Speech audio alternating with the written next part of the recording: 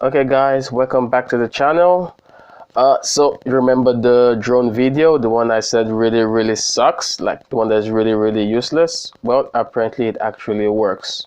So what happened was, like, it had some few wires disconnected inside, so we had to open it up and connect the wires. So after we did that, it was pretty good. I mean, in the flight video you're gonna see it goes pretty high, pretty good, but the video quality kind of sucks, but it's still okay. I mean, we can give it a little try. It's pretty good, but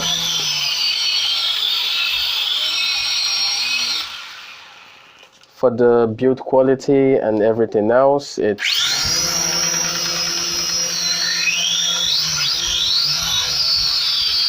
I mean, for the build quality and everything else, it's kind of what the price, but I mean, I wouldn't recommend anyone should buy it, but I mean, it's kind of okay.